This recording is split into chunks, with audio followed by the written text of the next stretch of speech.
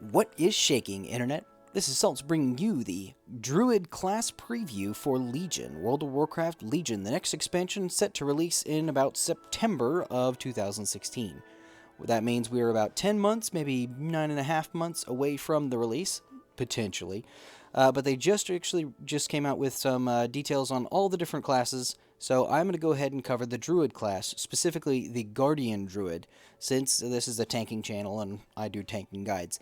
So I'm going to go ahead and just give you a brief overview. I'm going to read through all the important changes here, and then we'll discuss right afterwards.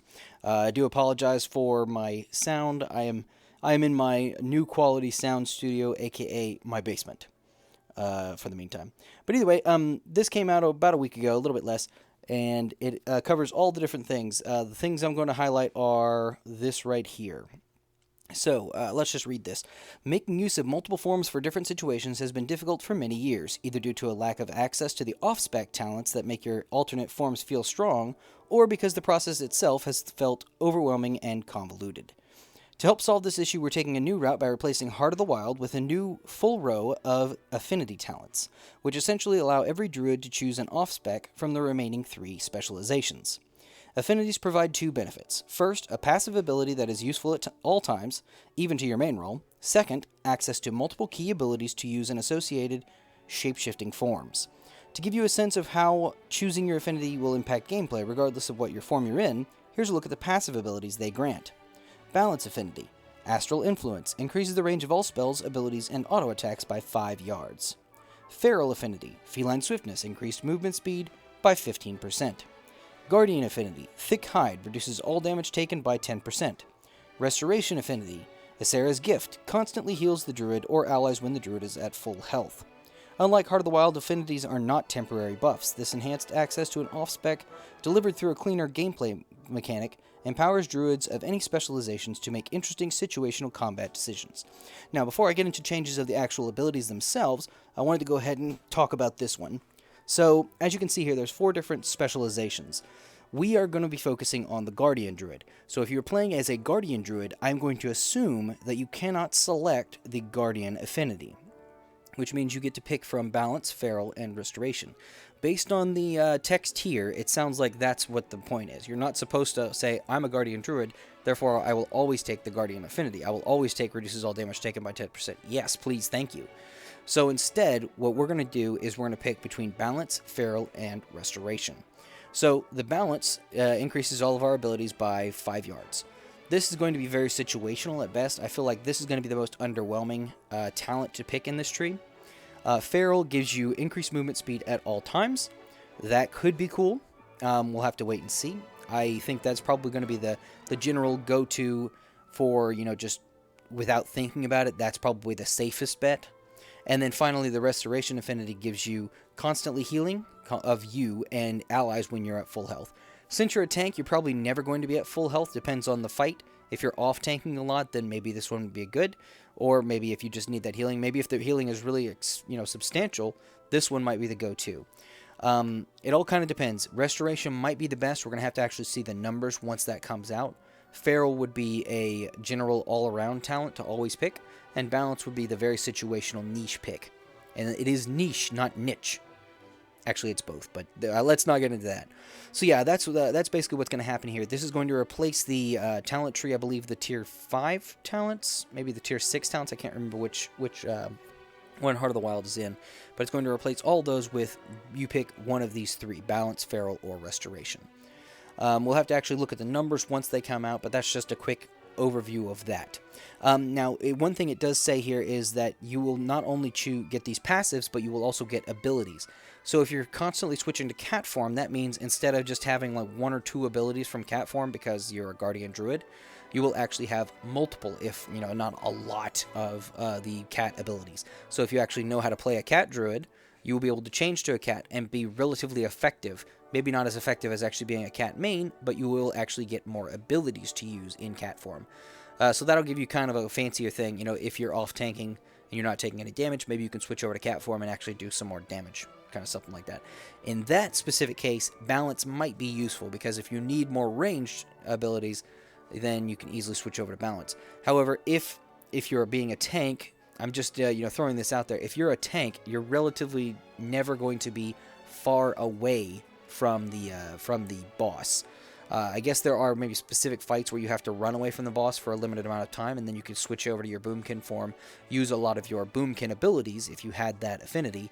But it just doesn't seem like that is the case. That is a very, very rare case, because you're running away from the boss, you're still going to need to be tanking something normally. But I digress.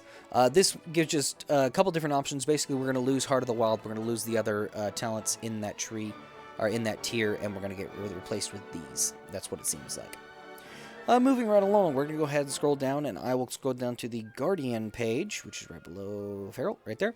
I'm going to skip over the little just like filler text that they have here, but I will read the gameplay text before reading all the abilities, and then we'll talk about them. So the gameplay text here is, powerful themes fuel the Guardian Druid, but the gameplay falls short of delivering on them. In particular, Guardian Druids have had a strong emphasis on avoidance, dodging attacks more than almost any other tank, with abilities accentuating that. However, this doesn't mesh with the image of the tough and sturdy bear. We want Guardian Druids to survive through their sheer tenacity, thick hide, massive resilience, and strong regeneration. To this end, we've designed several parts of the Druid combat ability toolkit to instead focus on those core defensive ideas: health, armor, mitigation, and regeneration, while de-emphasizing dodge. So basically what that means is they really want to take away from the dodging aspect. Right now we have Savage Defense, which is a 2-charge, rage dump move that basically gives us a ton of dodge for a set amount of time. Because of that, it sounds like what they're going to do is remove that. I mean, it doesn't say specifically that they're going to remove that, but it sounds like they're going to remove Savage Defense from the game in the next expansion, which means that we will no longer have the dodge.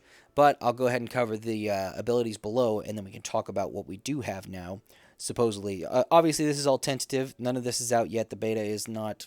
it's not live, at least for most people. if it is, it's probably a very closed beta, if not an alpha. So either way, abilities. Mangle. It's melee range, instant, 6-second cooldown. No changes there. No changes at all. Mangles the target for strong physical damage, reducing the target's movement speed by 50% for 12 seconds. Deals 20% additional damage against bleeding targets. No change there. Generates 5 rage. I don't think that's a change. Maybe it generates more rage on live, but we'll see. Not worried about that. Mangle basically is not changing. That is your bread and butter. Lots of damage. Slows the target. Use it on cooldown all the time. It's going to probably be the exact same way after Legion launches, so I don't expect it to see anything on that. Next up is Lacerate. Lacerate, melee range, instant, 3-second cooldown. So that right now is a instant no cooldown move. So they're adding a 3-second cooldown, going back to the days of, I believe Mrs. Pandaria had that. But either way, we will talk about that in a moment. Lacerates the enemy target, dealing moderate bleed damage and an additional moderate bleed. No changes there.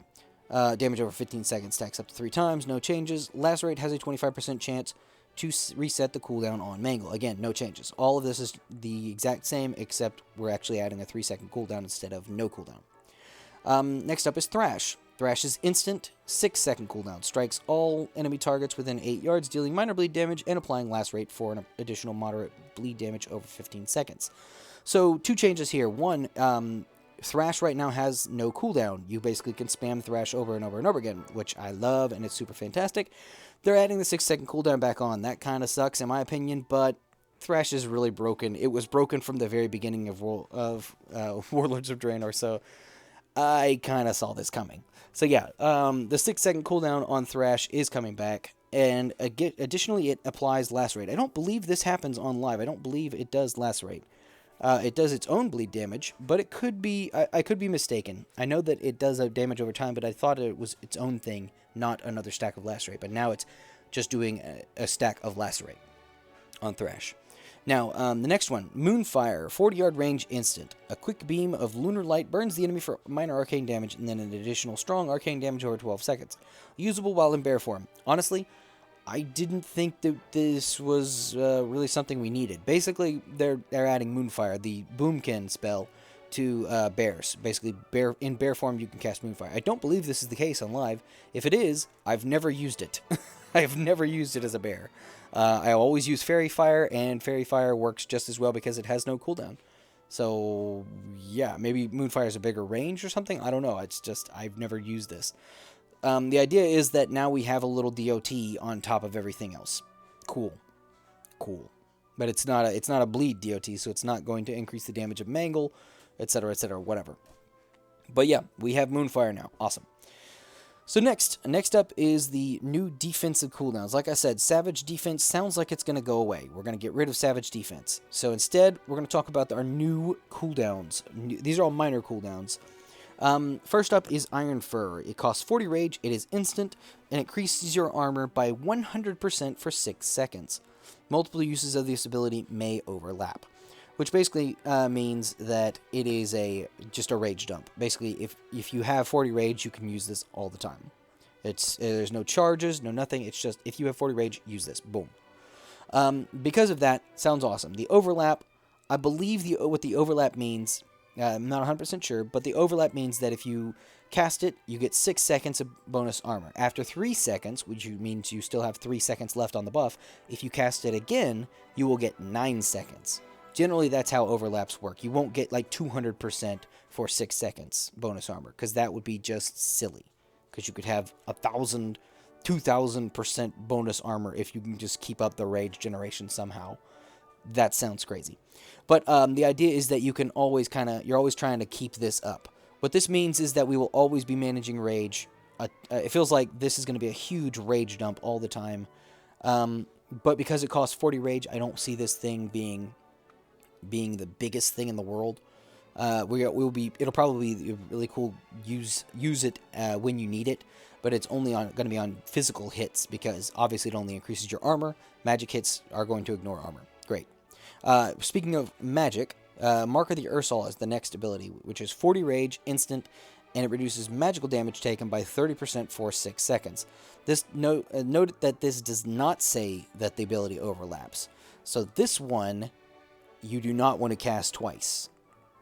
Like, instead of, if you cast it once, it gets 6 seconds, and after 3 seconds, you still have 3 seconds in the buff. If you cast it again, it will go to 6 seconds. Unless it overlaps, and it does not specifically say it overlaps, that means that's the case. So you can't always have that going on. Because of that, I mean, this is basically our magic version of Iron Fur. Basically, we're going to have 2 buttons. One is, hey, you're about to take physical damage, or the other is, hey, you're about to take magical damage.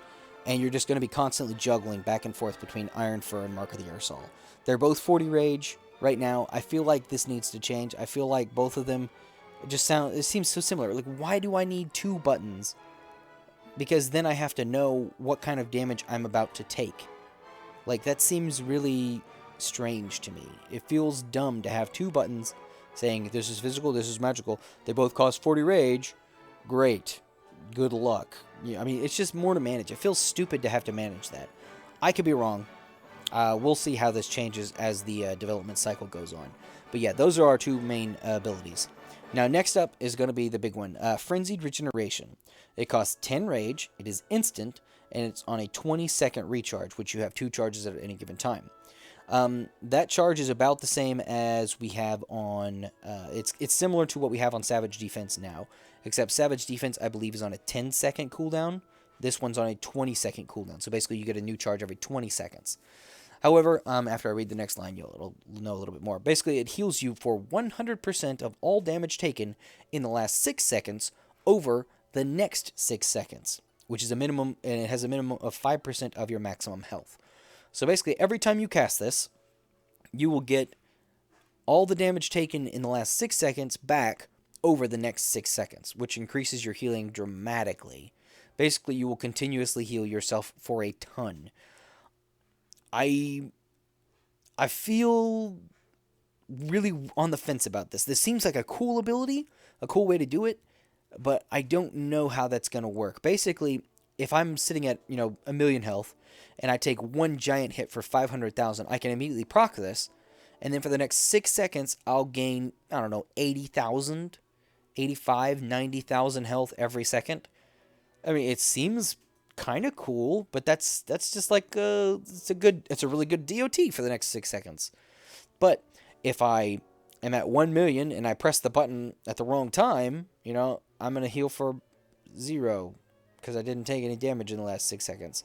Or if I wait too long, you know, if I wait 6.5 seconds before I press it, then it's like, oh no, you screwed it up.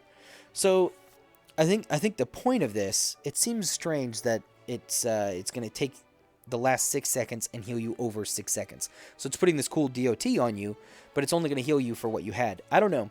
I almost would want to see heals you for 100% of all damage taken in the last 6 seconds, which basically means this is the lay on hands. Of course, that would be crazy. It's like, hey, guess what? The last 6 seconds, I took all of my health and I pressed this button. I am instantly full. Well, this is a slower version of lay on hands. It'd be cool if it was 3 seconds, because then it's like, for 6 seconds, I take a whole bunch of damage. For 3 seconds, I get all that damage back. Like, I get huge, big old DOT. But, I don't know, it's a little underwhelming, but I have to see this in practice. I'm kind of intrigued by this one. I like where they're going with this, if nothing else.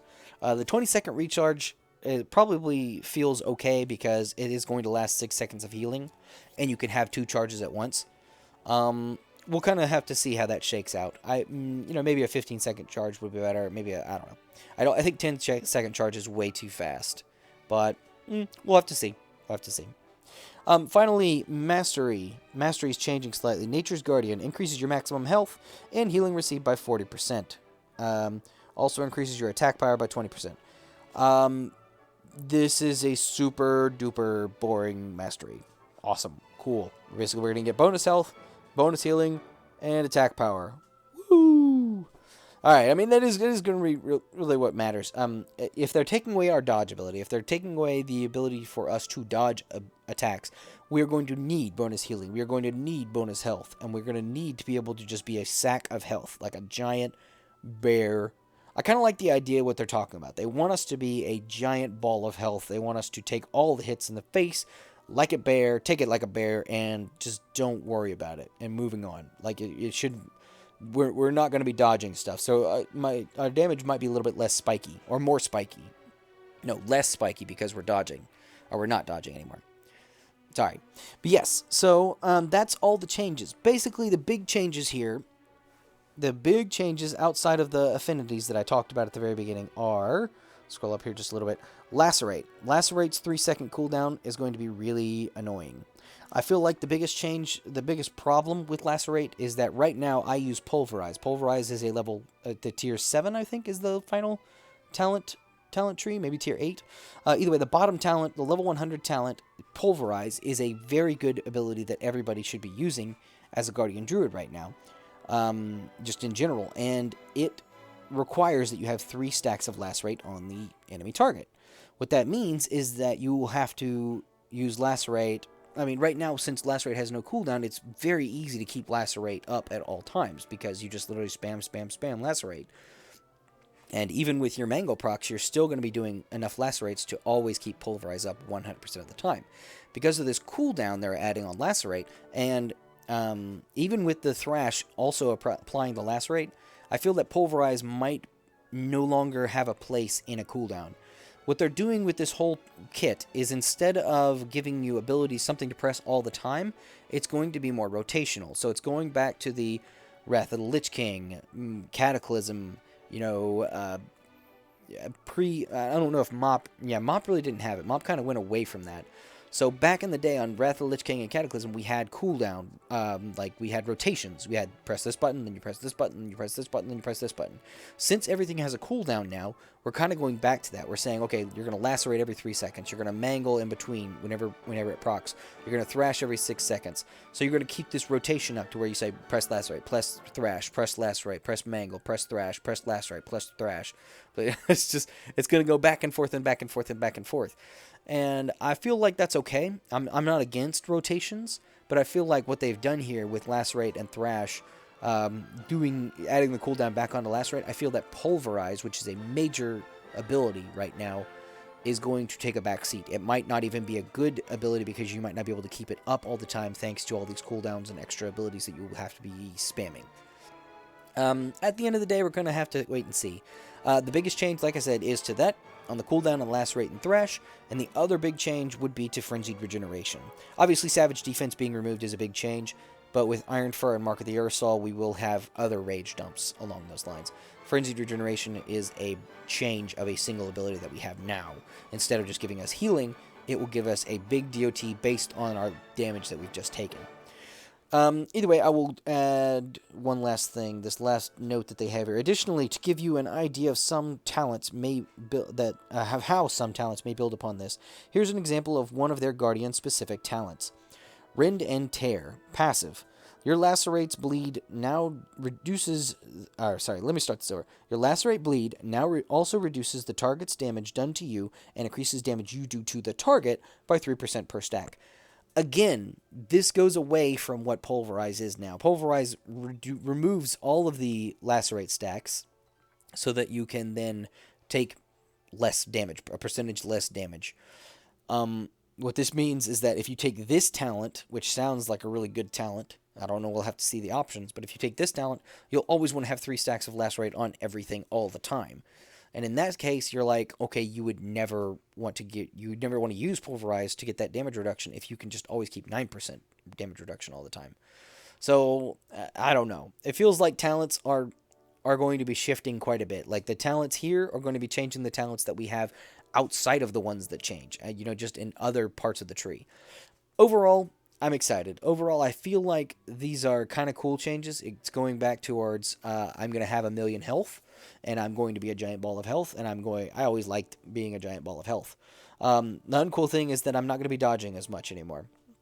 And the really uncool thing is that I won't be able to thrash every single second on the global cooldown, which is a big bummer because I love my thrash right now. Thrash is so OP. I still use it. Tons. I use it way more than I should, but it's just so easy to just spam thrash all day. Regardless, I hope you've enjoyed this video, this quick preview of the Guardian Druid class and the changes in Legion. I will be covering the changes more in depth once I get in the beta, if I get in the beta, and I'll have more videos for you. Obviously, before the launch of Legion, I plan on getting more videos out about how to tank as the new changes. I'll do a brand new how to tank as Guardian Druid for Dummies video once that happens. Okay, well, let's go ahead and wrap this up. I hope you've enjoyed this video. Please like, favorite, share, subscribe, all that jazz. And, as always, you keep it salty, Internet.